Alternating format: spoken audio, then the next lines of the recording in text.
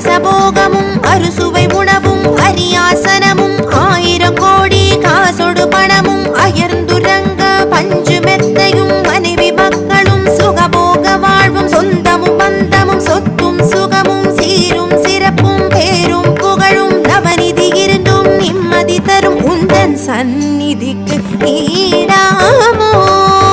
முருகா பத்துமலை திருக்கு